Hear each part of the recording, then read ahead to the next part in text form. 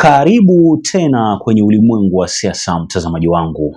Kuna kitu kimoja ambacho kimenikosesha usingizi kwa muda mrefu sana kuhusu timu Linda Mwananchi ambayo inaongozwa na kina Sifuna, Babu na Orengo, lakini leo huko Machakos wameniweka vizuri sana. Nimeelewa na ni kitu ambacho nitashare na nyie ili mnipe maoni yenu, lakini hata kabla sijaendelea, unaambiwa kwamba unaweza ukakosa kutazama speech za watu wengine, lakini ukipata nafasi, simu yako ikiwa ina moto, TV yako ikiwa iko on, data umeweka ya kutosha, wifi yako iko vizuri, usiwahi kosa kumsikiliza au kumtazama Edwin Sifuna. Sikiliza hapa alivyowakanyaga kina Broad-Based.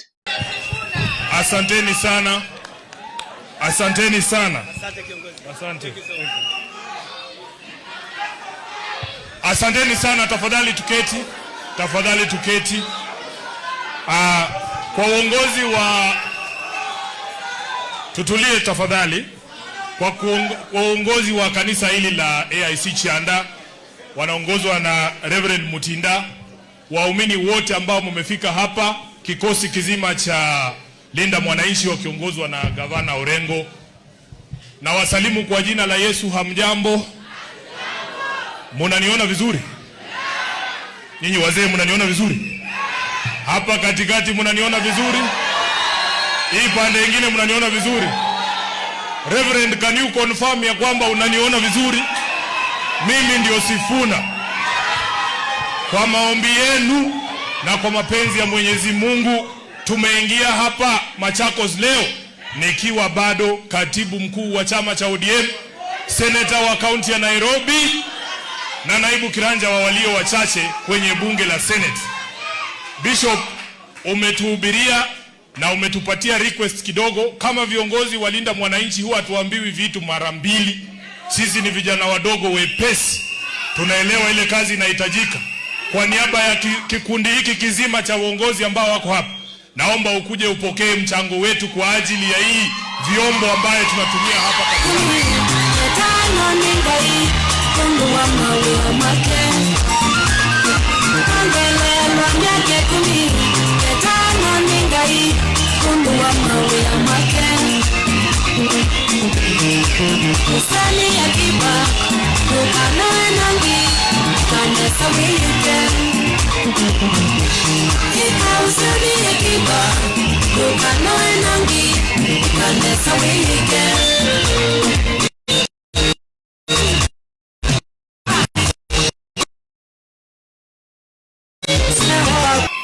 na nataka nikuambie pesa hizi za wanalinda Mwananchi ni tofauti sana.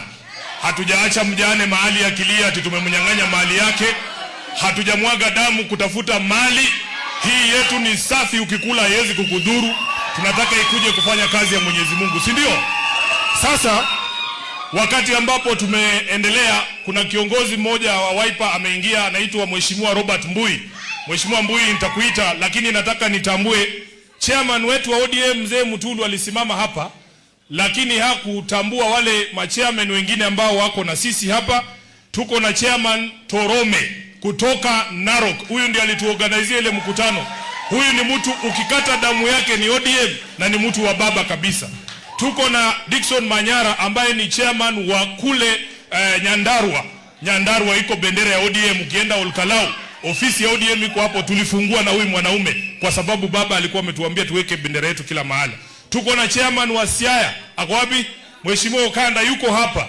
Msidanganywe ati Siaya ati watu ODM watanunuliwa, hakuna. Na nataka niwaambie wale wako Kisumu, Oburu alisema budget alipewa shilingi milioni 200. Ukichukua pesa chini ya shilingi 10,000 ujue wamekugonga. Wale mmepanda malori na mabasi kwenda hiyo mkutano, muambie Oburu bei ni shilingi 10,000 wapewe kila mmoja. Haya, tuko hapa na chairman wa Kitui ODM Munyasi yuko hapa. Alafu tuko na chairman wa Meru anaitwa Mheshimiwa Jack Munoru yuko hapa na sisi. Tuko na mrembo mmoja kutoka kule Narok anaitwa Priska Nchoe, ako wapi? Huyu mrembo baba yake alikuwa rafiki wa karibu sana na Mheshimiwa Raila Odinga, mzee Nchoe ambaye alikuwa chairman mwenyekiti wa council ya Wamasai pale nyuma.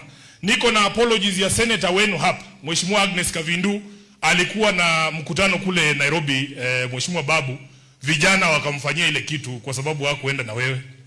Sasa tunamwambia Kavindu, Nairobi unajua lazima utembee mzuri. Umeona sisi tumekuja Machakos, tumebeba kina tumetembea na watu ya Wiper, ndio tumetoka mawadhe bwana, lazima tukuje kama tukipanga buri. Lakini amesema ako na sisi. Reverend, kwanza kama kiongozi wa Linda Mwananchi, nataka kama kuna mahali wenzangu wengine wameenda sana, mimi ndio nasemanga pole. Kama madhabahu haya tumeenda kidogo kwa sababu saa nyingine damu huwa inachemuka. Lakini vile babu wanasema hapa ndio hospitali ya wale watenda dhambi. Sasa uanze kuombea Mheshimiwa Mule, alafu uongeze usoti hapo ndani. Tukitoka hapa wakuwe wamesemehewa, si ndio? Umetuhubiria ukasema when the wicked are in power, the people will always be what? Wanalia tu, si ndio? Mimi saa nyingine najiuliza, na Reverend, wewe ndio mtu unajua Mungu, tukonfirmie. Kwa kweli Mungu anaoneanga Wakenya huruma kweli? Kwa sababu kama ni kulia, tunalia bwana. We are crying every single day. Mimi nimesema kama kiongozi wa upinzani, tunajua kazi yetu ni kuweka government in check. Lakini hawa jamaa wanatufanyisha kazi ngumu sana. How can you every single day just wake up to conjure other ways to hurt Kenyans? Yani unaamkanga tu akili yako ni leo naweza umiza wa Kenya vipi? Sasa ndio wanasema unaamka asubuhi unasikia Sifuna ongelelea hii mambo ya moto, Sifuna ongelelea mambo ya Ebola, Sifuna ongelelea mambo ya ushuru, kwa sababu tuko na uongozi ambao kwa mioyo yao ni michafu, yani roho chafu. Kazi yao ni kuona machozi ya Wakenya. Huyu William Ruto ni kama akiona machozi ya Wakenya ndiye anafurahi. Umesema hapa tunakuwa leadership of tears. Kama kuna mtu anaweza describe leadership of tears, ni huyu mtu anaitwa William Ruto. How is it possible that you have such good depth of coming up with the most vile things? You were built with an ending reservoir of evil. Unaamka tu asubuhi, yani hata hiyo kisima ya roho mbaya ukichota maji haishi kwa.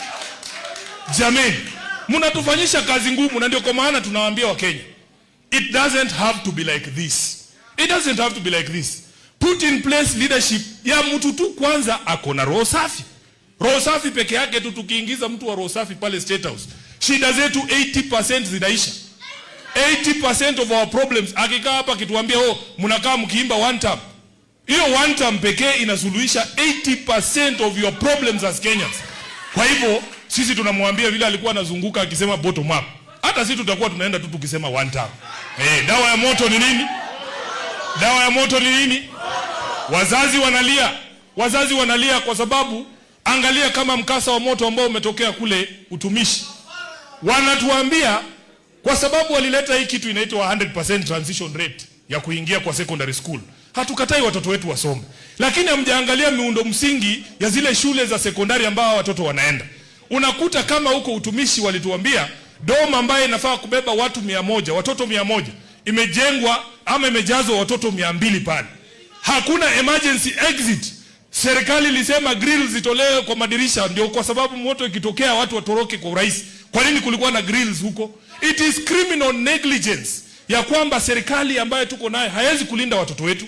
Sisi hii kazi ya kulinda watoto wa Kenya tutaifanya sisi wenyewe kama Linda Mwananchi tukiingia katika serikali. Ososi amewaambia hapa. Ososi amesema ya kwamba tukiingia tunataka kukata sherehe ya State House. Haiwezekani bwana, wewe peke yako unatumia shilingi 17 billion kwa mtu mmoja na Wakenya wanaumia huku nje. Kwani ni sherehe gani huyu mtu ana nini? Mabati ya State House inabadilishwa kila wiki. Kila wiki Bishop, hii mabati yenu mara ya mwisho mlibadilisha ni lini? Na si iko tu sawa, si ndio? Jamaa anabadilisha mabati ya State House every day kwa sababu pesa iko tu. Anasema hawezi kata ushuru, anatembea huko nje. Unasikia amepea sijui kijana gani 2 million, amepea mwingine 10 million, amepea kanisa 5 million. Hiyo pesa mnafikiria ni yake? Hiyo pesa ni ya wizi, na tumesema lazima tusimamishe huo wizi. Wafanyikazi wanalia. Jamaa ametuwekea ushuru bwana. Mimi naangalianga payslip yangu, unajua Reverend, wanafikiria ati sisi wabunge tunalipwa pesa mzuri na hatukatai, lakini ushuru yangu ile Kasongo anachukua kila mwezi from my basic salary 500,000 shillings kila mwezi. Mimi kama Sifuna na ndio nakuwa na haki ya kumuuliza afanye kazi. It's not a favor, we are paying for these services. Alitudanganya ya kwamba ati tukiongezewa pesa ya SHA, unajua nilikuwa nalipa sijui thao kitambo, akasema tuongezewe sisi wenye ni wadosi, alafu ndio nyinyi ambao hamna uwezo pia nyinyi mpate matibabu. Nikasema sawa. Alitoa NHIF yangu ilikuwa chini ya shilingi 2,000. Siku hizi nalipa 35,000. Lakini bado harambee tunaenda. Anatudanganya hapa ati harambee siku hizi hamfanyi za kuenda hospitali. Mnafanya harambee ama mfanyi? Mimi naitwa harambee kila siku. Hata juzi last week kuna mwili ya rafiki wangu alikuwa anahubiri pale ADC ya Runda. Alifariki yako Kenyatta, wamekatalia mwili, wametuita harambee. Sasa huyu jamaa anaishi dunia gani? Anaishi dunia gani? He is so far removed from the people ya kwamba hajui shida zao. Kwa hivyo sisi tunataka tuwaambie hivi. Mtu mzuri akiwa kwenye State House inatusaidia. Umeambiwa na Reverend hapa kuhusu decisions of a leader, kwa sababu akiwa pale yeye ndiye anatoa uamuzi kwa maslahi yetu sisi wote. Jamaa ambaye anaweza kuketi, yeye bora apewe pesa. Bora Ruto apewe pesa, anaweza kutuuza sisi wote kwa shetani mwenyewe. Unajua wakati alipeleka polisi wetu Haiti, ilikuwa kwa sababu alipewa nini? Alipewa pesa, si ndio?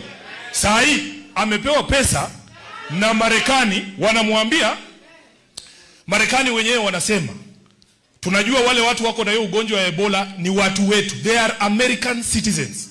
But they are not being allowed back into their own country because the American people need to be protected from Ebola. Then there is this character somewhere mwenye akipewa 1.7 billion shillings anasema leta hiyo watu. Wangeambia wale wa Marekani ya kwamba wapelekee Rais Tshisekedi hiyo pesa wa DRC. Tuhakikishe kwamba DRC wako na capacity ya kuhakikisha hiyo ugonjwa haitoki kwenye mipaka ya DRC. Lakini yeye anasema tuingize watu kwa ndege tuwalete Laikipia. Hiyo sasa ni uamuzi aina gani? Ndio maana sisi tunasema Ruto must go. Ruto must go. Aya, nataka nikamilishie hapo. Niwaambie wanalinda mwananchi tuna mipango. Tunataka tukate expenditure ya serikali, ndio tukirudi kutengeneza budget tutoe ushuru zingine kama hizi ambazo nimewatajia hapa. Tunataka tumalizane na hii utawala ya mambo ni matatu. Turudishe utawala wa sheria. Hii mambo ya kusema ati usipofanya hii unaenda, usipofanya hii unaenda. Hiyo sio utawala wa sheria. Tunataka everybody aishi katika nchi ambayo inatawaliwa na sheria. Ruto akienda tu, hii abduction ya vijana na mauaji inasimama hiyo siku. Inasimama hiyo siku kwa sababu sisi wana ODM, sisi ndio wenye kuuza mambo ya uhuru wa wananchi. You don't expect an ODM member kama wewe ulikuwa mwanafunzi wa baba kusupport abductions ama kupiga tear gas mpaka wanapiga tear gas kwa makanisa. Tunataka nimalizie tu hapo kwa sababu tuna mikutano mingi. Niwaambie kwamba nimesikia vile mnaongea nyinyi. Na najua nyinyi ni waoga, mnaogopa viongozi. Mnajua hiyo uoga inatoka wapi? Mumedanganywa mara mingi. Mumesikia watu wakisimama hapa wanasema vitu vitamu kama hii Sifuna anasema. Tumeona wana ODM wengine walikuwa wanasimama wanasema mimi na huyo Ruto hatutawahi patana. Halafu saa hii wako kwa serikali yake wanakula, si ndio? Hiyo ndio maana wananchi wanaogopa, wanasema huyu Sifuna tunataka kumuunga mkono lakini wakifika bei yake itakuwaje? Nataka leo niwamalizie hiyo uoga. Niwaambie mimi Sifuna, na narudia hapa katika haya madhabahu. Mimi Sifuna, nyinyi mtanunuliwa kabla ninunuliwe. Na nilisikia mwingine alisema aliwaitisha 9 billion. Hakuna bei ya Sifuna. Hata waende treasury watoe hiyo pesa yote waniletee. Sisi ndio tutakuwa in charge ya hiyo treasury. Chini ya miezi 14 tutakuwa pale. Sasa ni pesa gani unaweza nipatia? Mheshimiwa Onyonka, mimi nitasimama imara, sitawaangusha kama vijana. Ile faith ambayo mmeweka ndani yetu, tutaendelea mbele ili tuweze tukomboe nchi hii yetu. Mwisho kabisa, Mheshimiwa Patrick Makao, nataka nikushukuru sana kwa sababu wewe ni baadhi ya wale waanzilishi wa chama hii movement yetu ya Linda Mwananchi. Tuliongea na Mheshimiwa Kalonzo tulipoanza ili vuguvugu, na nikamwambia sisi kama vijana lazima tutembee pamoja.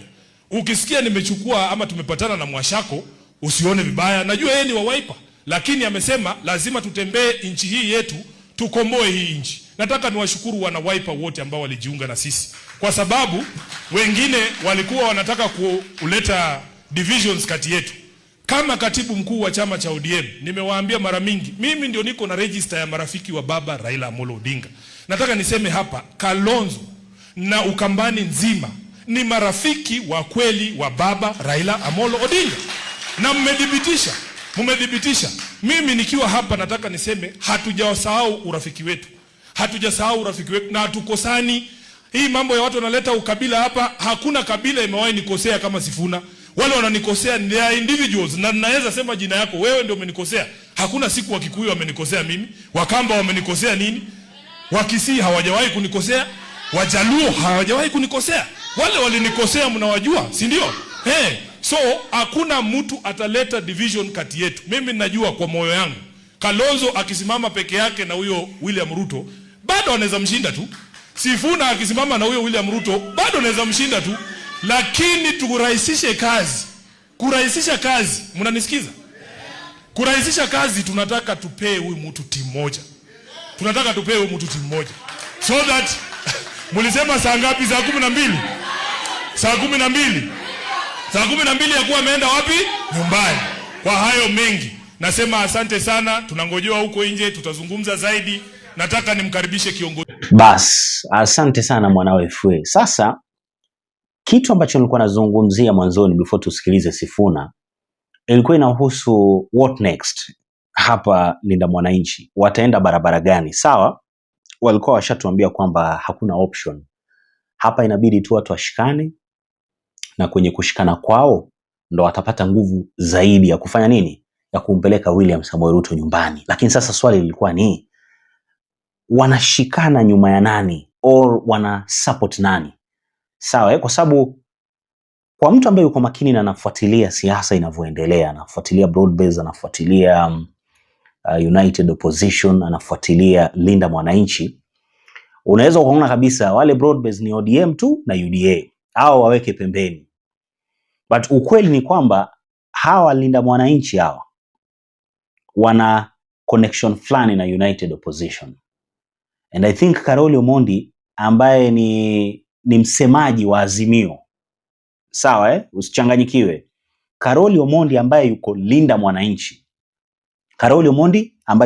Mwananchi ni msemaji wa Azimio, na kiongozi wa Azimio ni Kalonzo Musyoka, ambao chairman, mwenyekiti wa Azimio ni nani? Mwenyekiti wao unajua ni nani? Ni Uhuru Kenyatta. Pole tu, usikue na wasiwasi, usikue na mbio. So msikilize hapa kwanza Karoli Omondi ndo uone ninachokiona, kwa sababu lazima nikuelezee ninachokiona. Haya, Mheshimiwa Karoli Omondi ambao ni katibu mkuu ya Azimio na spokesperson ya Linda Mwananchi. Bwana Karoli. Asante sana party leader. Machakos oye! Machakos oye! Mimi kama katibu mkuu wa chama cha Azimio, chama ile baba alitumia mara ya mwisho dunia hii, nimewaletea salamu kutoka kwa vinara wetu. Wa kwanza ni Uhuru Muigai Kenyatta kama mwenyekiti. Wa pili ni Mheshimiwa Stephen Kalonzo Musyoka kama kiongozi wa chama. Wa tatu ni Mama Charity Ngilu na mama mwenzetu mwingine. Hiyo ni discipline kidogo, msijali. Alafu hiyo ni discipline kidogo. Alafu tumeleta salamu kutoka kwa Mama Martha Karua, na ya mwisho kwa ndugu zetu Fred Matiang'i. Umepokea? Sasa nitasema jambo moja tu hapo. Kama Azimio tunawahakikishia ya kwamba tutashinda Ruto na kura milioni 16. Kura milioni 16. Ukileta United Opposition waungane na Linda Mwananchi, 16 million votes strong. Kule Western Kenya Ruto hana kura, Nyanza hana kura, hapa Masaku Eastern hana kura, Nairobi hana kura, Milima hana kura, Pwani hana kura. Kura yake ni milioni 3. Sisi tuko 16 million. Sasa muwe tayari, tutaenda kuchunga nchi, tutawalinda vizuri. Lakini Ruto rafiki yangu yeye ameenda, hiyo imekwisha. Ukiwa pande hiyo, kula pesa na ujue hakuna mahali utaenda. Asanteni sana, Mungu awabariki. Bas, umemsikiliza vizuri Karoli Hiyo pata ambayo anasema viongozi wetu hapo umepata vizuri Nani na nani wametajwa? Nani na nani wametajwa? Si ametajwa Kalonzo na Uhuru Kenyatta? Aya, subiri kidogo. Huyu hapa Rigathi Gachagua. Okay, Rigathi ana DCP yake yeye. Okay, kuna Rigathi ambaye ni wa DCP ambaye ameingia Azimio. So Rigathi ameingia Azimio. You have to understand that. Ameingia Azimio. But Azimio yenyewe ina hierarchy. Kuna namna vitu vimepangwa. Sawa So mzee Raila marehemu ndo alikuwa kinara wa Azimio. Then naibu wake alikuwa ni Martha Karua. Si kama tunaelewana mpaka hapo. Lakini sasa walirudi tena kwenye meza kuchagua kinara, but hawakutupea naibu. So Uhuru Kenyatta walirudi kwenye meza na wakamchagua Kalonzo kama kiongozi wa Azimio. So sijui naibu ni nani, but nina uhakika naibu anaweza akawekwa Matiang'i kwa jinsi mambo yalivyo, kwa sababu at the end of the day Uhuru naye pia na Jubilee. And Jubilee sasa hivi imeshikiliwa na Matiang'i. So hata kama wakipeana nafasi pale, Matiang'i ana high chances ya kupata naibu wa Azimio. Sasa sikiliza hapa mtazamaji wangu. Linda Mwananchi watajiunga na Azimio.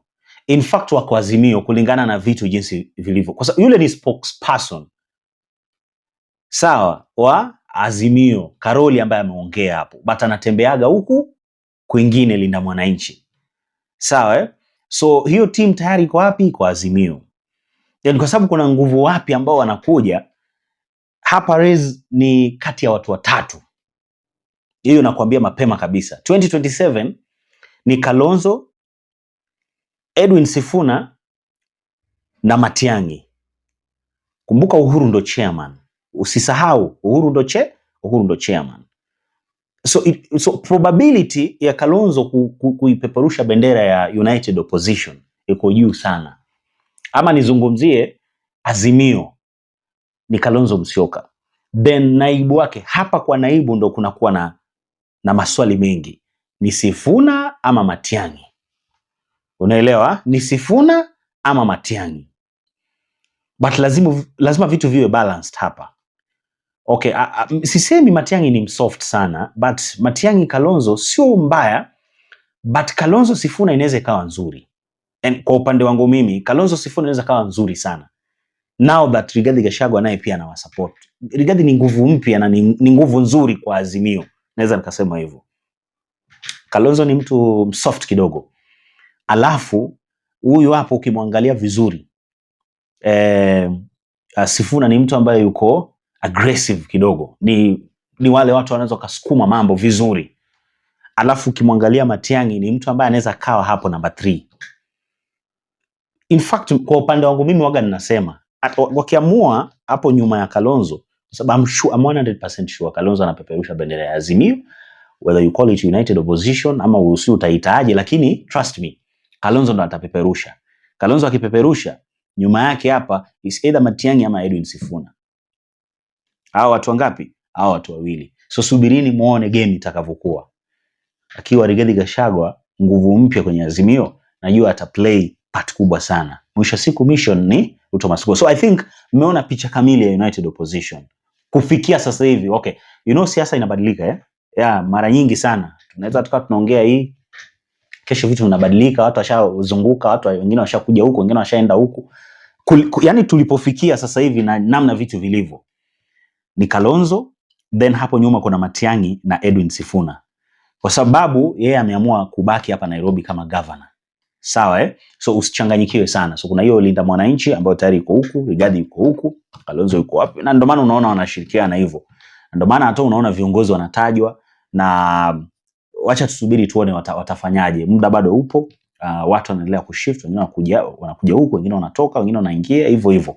So ni kitu cha muda. So tunaweza tukaipea muda tuone kama itafanyika hivyo tunavyofikiria au walipofikia. Mtazamaji wangu, I don't know maoni yako ni gani kuhusu hii hapa. Wewe unachagua gani? Kalonzo Sifuna ama Kalonzo Matiang'i? Zote ziko sawa kwa upande wangu mimi, lakini ambayo inaweza kawa nzito zaidi ni Kalonzo Sifuna, then Matiang'i awe hapo katikati, not katikati but nyuma ya Kalonzo Sifuna. Mimi nakwambia Ruto anaweza kapitia hard time sana. Alafu na Rigathi Gachagua awe yuko ndo anaongea. Inaweza kawa ni kitu kingine tofauti sana. Yaani watu hawajai kuona hiyo. Anyway, nataka ni sign out. Sina kitu kingine cha kuongezea. Maybe kama na wewe sehemu ulipo una kitu umesikiliza, umetazama lakini hujaelewa au umeelewa na unataka kuongeza au kupunguza kitu, there is no problem. Hapa chini kwenye sehemu ya comments nafasi ipo ndugu yangu. Niambie tu kwa upande wako unaona ticket gani nzuri, option gani sio nzuri, nani anafaa kukaa kwenye nafasi gani. Wako wengi sana. Though Martha Karua ndo siku hizi simuoni na hawa watu. Sijaona kama akikaakaa, I don't know, maybe hawajafanya mkutano kubwa, but sijamuona sana Martha Karua. But I hope atatembea nao ili tuone mambo yanaendaje. Anyway, tukutane kwenye video ambayo inafuata. Bye bye.